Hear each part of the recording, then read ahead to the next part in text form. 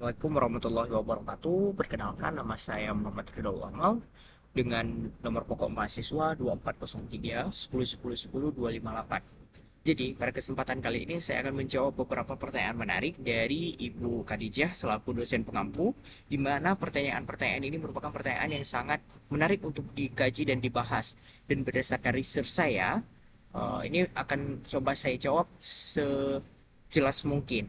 Baik, langsung saja ke pertanyaan yang pertama. Bagaimanakah kondisi hukum agraria di Hindia Belanda pada masa pendudukan penjajah?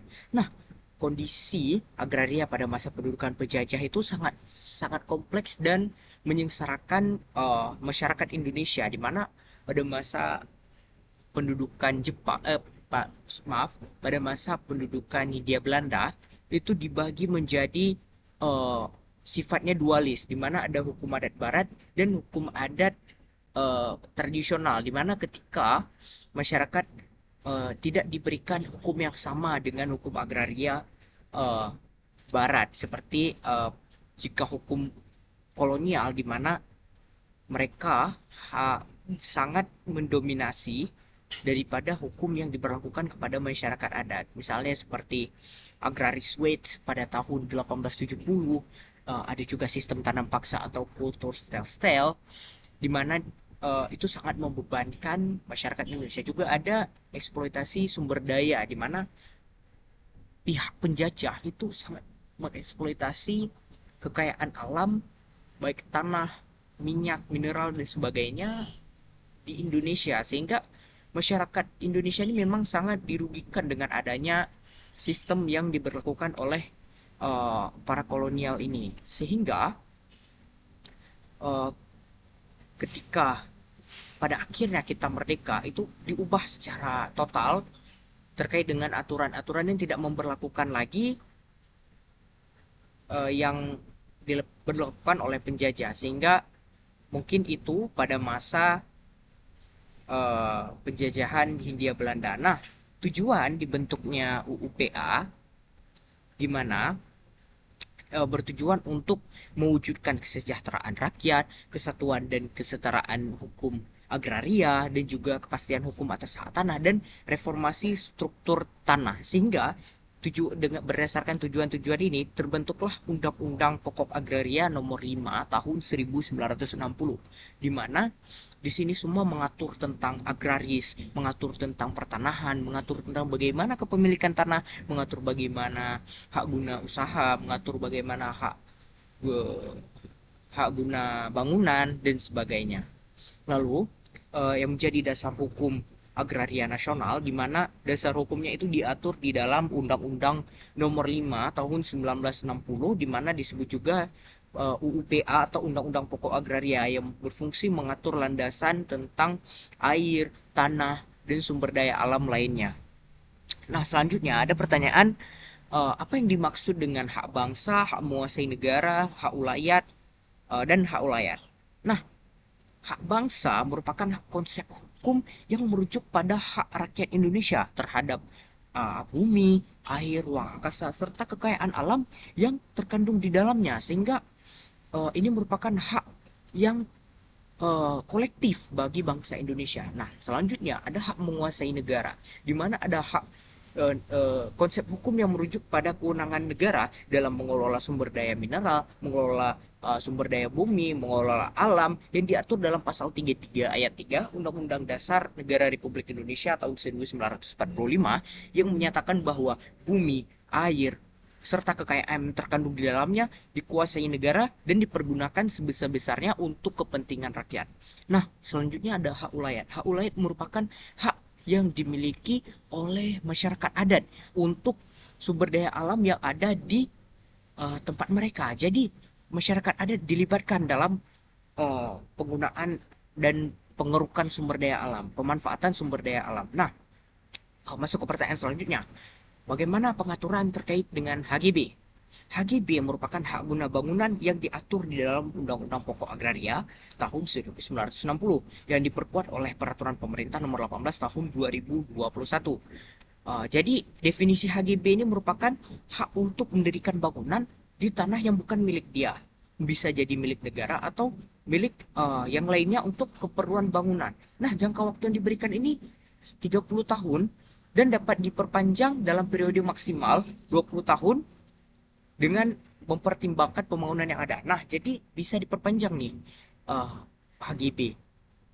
Subjek hukum dari HGB adalah warga negara Indonesia, badan hukum yang tunduk pada aturan yang ada di Indonesia atau yang berkedudukan di Indonesia, dan orang-orang yang pihak-pihak yang dapat diberikan HGB, tanah-tanah yang dapat dijadikan HGB, yaitu ada tanah negara, tanah hak pengelolaan, dan tanah hak milik.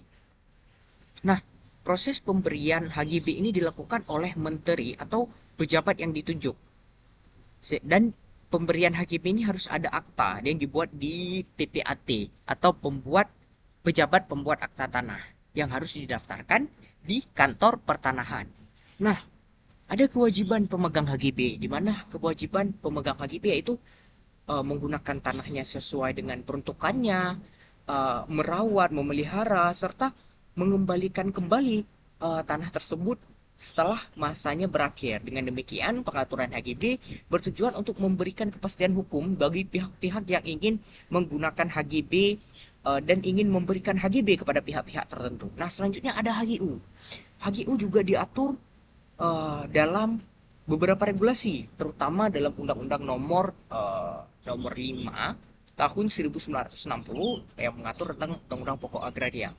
Nah, uh, HGU itu mengusahakan tanah untuk kegiatan pertanian, perikanan, perkebunan, peternakan, dan sebagainya. HGU juga bertujuan untuk memberikan kepastian hukum sama seperti HGB kepada pengusaha yang mengelola tanah untuk usaha tertentu. Nah, misalnya kita bisa melihat hutan pinus yang ada di seputaran Gio Lues itu merupakan HGU milik Bapak Prabowo, dan juga ada perkebunan sawit yang merupakan juga lahan HGU, mohon maaf, lahan HGU.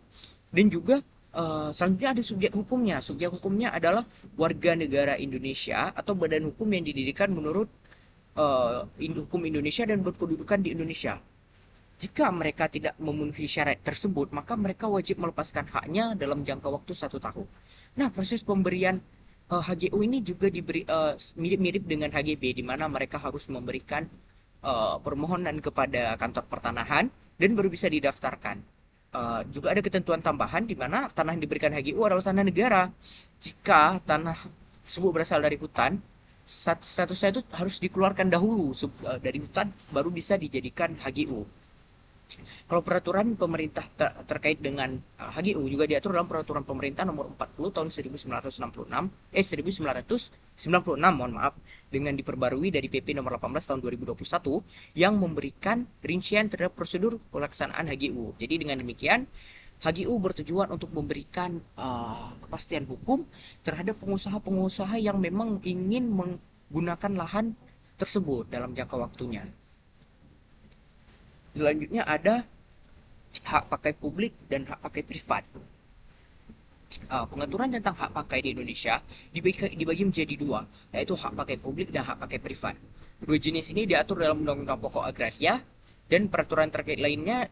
Yang pertama ada hak pakai publik. Hak pakai publik adalah hak yang diberikan oleh lembaga atau untuk menggunakan atau pada masyarakat atau lembaga untuk menggunakan tanah yang dikuasai oleh negara atau tanah milik orang lain untuk kepentingan umum, misalnya membangun fasilitas publik, infrastruktur, dan kegiatan sosial. Jadi subjeknya itu ada warga negara Indonesia, badan hukum yang tunduk terhadap hukum Indonesia, serta lembaga pemerintah dan non pemerintah dengan bertujuan untuk memenuhi kebutuhan masyarakat yang luas dan mendukung pembangunan sosial dan ekonomi. Jangka waktunya biasa sementara dan disesuaikan dengan kebutuhannya. Kalau hak pakai privat merupakan hak yang diberikan kepada individu atau badan hukum untuk menguasai tanah milik orang lain dengan kepentingan tertentu atau kepentingan bisnis.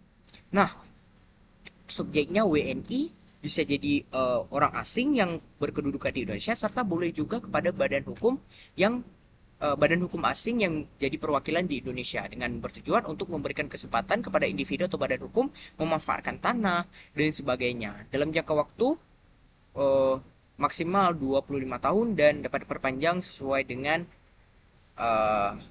ketentuan yang berlaku. Jika hak pakai publik maupun privat dapat dialihkan pihak lain, Jadi ketika pengalihannya tuh harus diatur dalam peraturan perundang-undangan.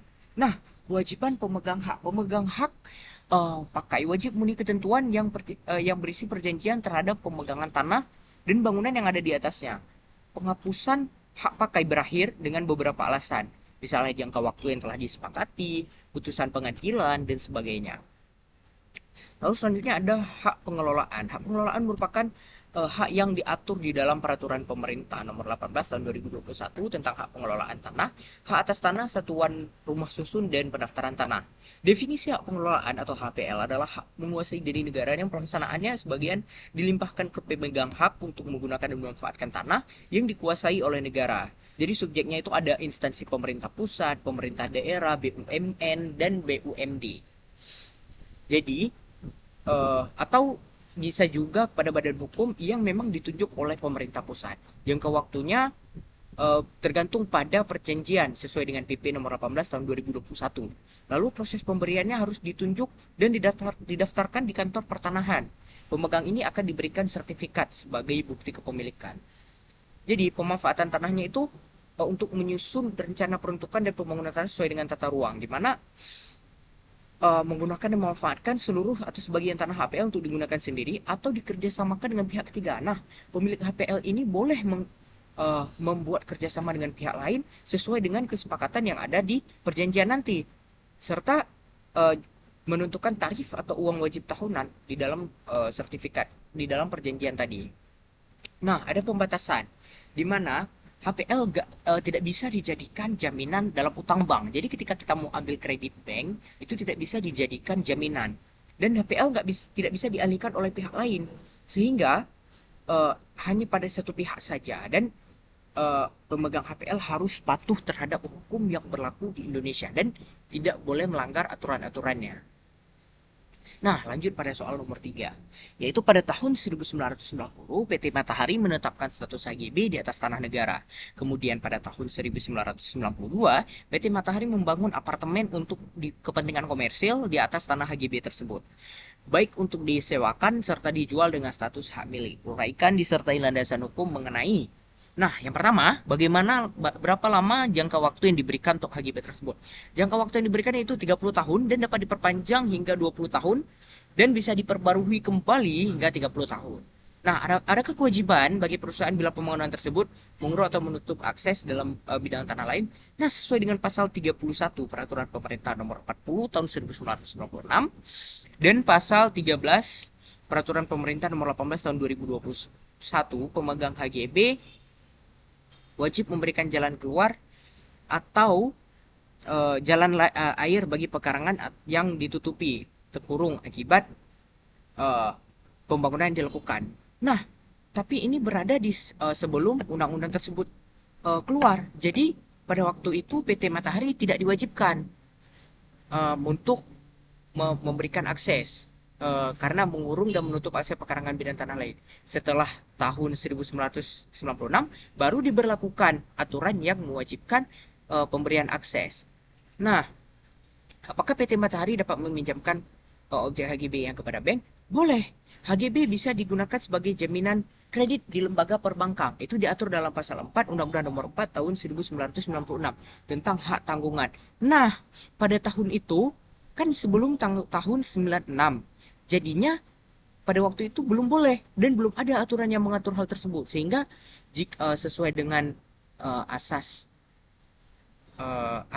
nullum delectum nulla puna privi sige lege punali, tidak ada aturan yang mengatur, tidak ada larangan sebelum ada aturan yang mengatur di dalamnya. Jadi pada waktu itu mungkin belum boleh dan boleh, jadi tidak ada aturannya, sehingga menjadi hak kewajiban PT yang diperolehnya, yaitu ada hak pemegang HGB di mana menguasai dan mempergunakan tanah, mendirikan bangunan, mengalihkan hak, membebani dengan hak tanggungan kewajiban, membayar uang pemasukan, memelihara, menyerahkan kembali, menyerahkan sertifikat, dan memberikan dan mengembalikan akses tanah yang telah digunakan. Nah, konsekuensi atas bangunan yang didirikan oleh PT pada masa berlaku HGB-nya telah berakhir. Nah, harus dikembalikan pada pemilik aslinya dan bangunan di atasnya itu harus dirobohkan dan diratakan dengan tanah, atau dengan kata lain dikosongkan. Jadi pemilik HGB PT Matahari tersebut ketika telah habis kontraknya selama berpuluh tahun dan tidak diperbaharui lagi, jadi mereka itu wajib untuk menghancurkan bangunan dan mengosongkannya.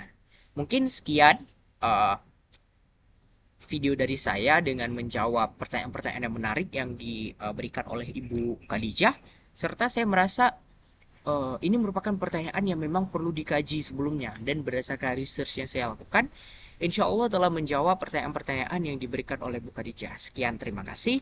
Assalamualaikum warahmatullahi wabarakatuh.